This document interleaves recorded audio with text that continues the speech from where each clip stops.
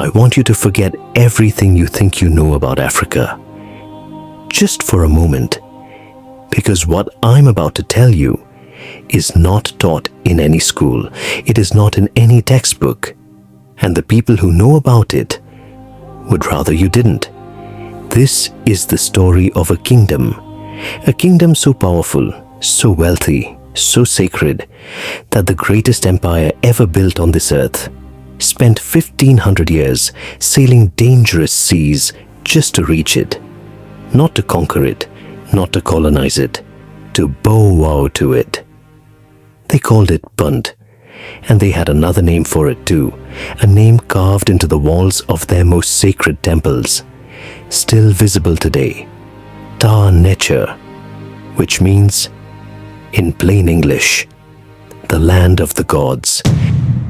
Now, I need you to understand something before we go any further. The civilization that called Punt the land of the gods was ancient Egypt, the people who built the pyramids, the people who created mathematics, astronomy, architecture, medicine, thousands of years before the rest of the world figured any of it out.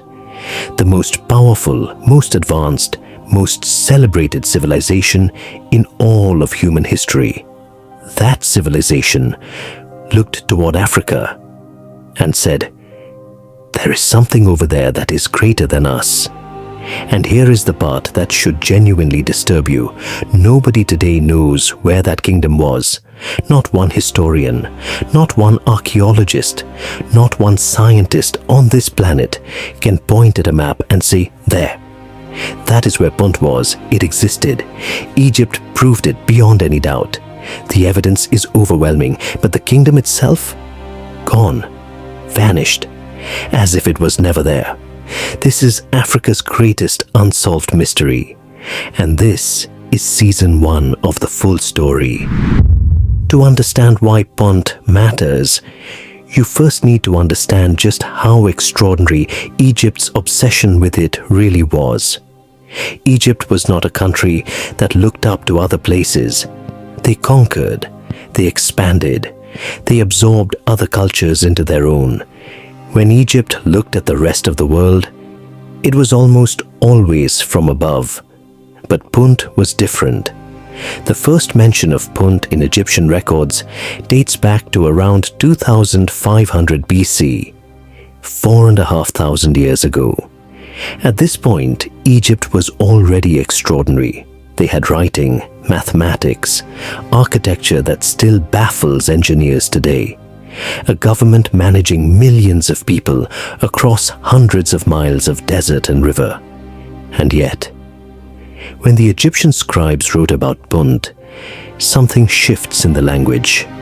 There is a reverence there, a wonder, something almost like longing. The first recorded expedition was ordered by Pharaoh Sahur around 2450 BC. He sent an entire fleet, not small boats, a fleet. And when his ships came back, they were carrying something Egypt could not grow, could not manufacture, could not find anywhere else on earth. Myrrh trees, sacred trees. The Egyptians used myrrh in their most important religious ceremonies. They believed the smoke from burning myrrh connected the living world to the world of the gods. Without myrrh, certain rituals simply could not happen, and the only place on earth where they could get real myrrh trees was Punt. But it was not just trees. Over the next 15 centuries, Egypt sent at least 8 major expeditions to Punt. 8 recorded ones. There were almost certainly more, and every single time, the ships came back loaded.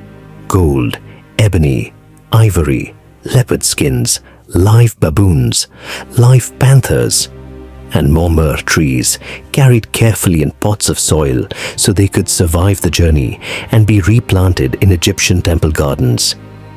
Take a moment and really think about what that means. The most powerful nation on earth kept going back to the same place for 1500 years. Not because they had to, because nothing else compared, Whatever Punt was, whatever was in that kingdom, it was unlike anything else in the ancient world. But here is where the story starts to get strange, because despite all of this, despite 15 centuries of trade, despite expedition after expedition, despite carvings, records, inscriptions on temple walls, Egypt never once told us exactly where Punt was. Not once. No map, no coordinates, no sailing directions, nothing beyond a vague reference to a land across the sea. Why? Was it a trade secret? Something Egypt deliberately kept hidden so no rival power could find it? Was the location so well known to Egyptian sailors that nobody ever thought to write it down?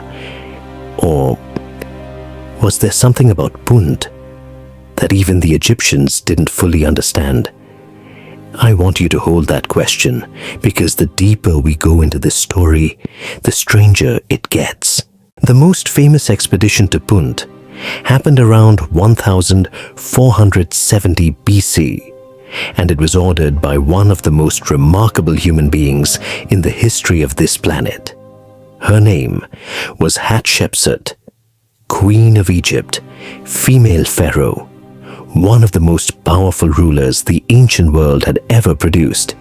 Now, most pharaohs who sent expeditions to Punt recorded what came back: the cargo, the numbers, the goods. Hatshepsut did something completely different. She carved the entire journey into stone at her mortuary temple in Deir el-Bahari, a temple still standing today. She commissioned a full, detailed visual record of the expedition, every stage of it: the fleet leaving Egypt's ports, the ocean crossing, the arrival at Punt, the trading, the loading of the ships, the triumphant return home, all of it in stone, in extraordinary detail. And those carvings are still there. You can go and see them today, now. When you look at those carvings closely, something unexpected appears. Standing there on the walls, alongside the Egyptian envoys, are the rulers of Punt themselves. The king of Punt was named Parahu. He is shown greeting the Egyptians with open arms, welcoming them at ease. This is clearly not their first meeting. This is two old trading partners reuniting, and standing beside King Parahu is his queen.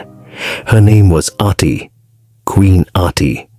Now, historians have been studying the image of Queen Ati for over 100 years, and they cannot agree on what they are seeing. Her appearance, the way the Egyptian artists chose to depict her, is unlike any other figure in all of Egyptian art. Unlike the Egyptians, unlike the Nubians, unlike the Libyans, the Syrians, the Hittites, unlike any of the hundreds of different peoples Egypt ever recorded meeting. She is drawn differently, distinctly, deliberately. Some researchers believe the carving reflects a specific physical characteristic more common in certain populations of Eastern and Southern Africa. Others argue it is artistic exaggeration. Others say it is simply a style choice. But there is a third possibility, one that the textbooks don't like to discuss. Maybe Queen Ati looks the way she looks because Punt was genuinely unlike anywhere else on earth. A kingdom so distinct, so different from anything Egypt had ever encountered, that their artists couldn't quite capture it using the visual language they already knew. A place that was not just geographically distant, but in some way, the Egyptians felt deeply, spiritually different. That is why they called it the land of the gods, not as a compliment, as a statement of fact. Hatshepsut's expedition was a triumph. 5 boatloads of treasure, sacred myrrh trees, gold, ebony, animals. She returned to Egypt celebrated. Her temple declared the mission a divine success, a gift from the gods, delivered by the greatest female ruler Egypt had ever seen.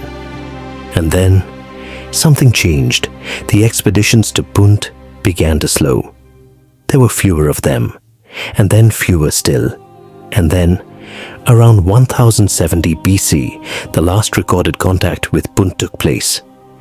After that, nothing. 3,000 years of silence. No more expeditions, no more records, no more mentions in any Egyptian text anywhere. Just gone now. Here is what I need you to sit with. Egypt didn't forget how to sail. Egypt didn't collapse. Not at that point.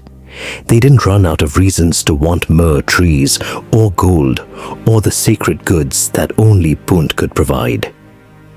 So why did they stop going? What happened? Did Punt fall? Did Egypt lose the knowledge of how to reach it? A sailing route passed down from captain to captain for 15 centuries, and then, one day, broken? Or... And this is the question that has haunted historians for 150 years. Did Punt never disappear at all? Is it possible that the Kingdom of Punt still exists today? Thriving, living, breathing, just under a completely different name, in a land that nobody ever thought to look. In 2010, a team of researchers walked into the Egyptian Museum in Cairo.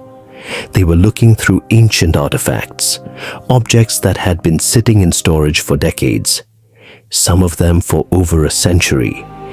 And in one of those rooms, on one of those shelves, they found a box. Inside the box was something that had been sitting there, undisturbed, for over 3,000 years. A mummified baboon. Not unusual by itself.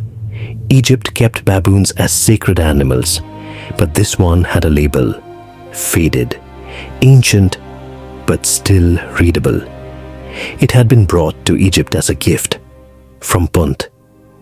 The researchers looked at each other, and then they did something that had never been done before. They ran tests on it, and what those tests revealed pointed directly to the location of the lost kingdom.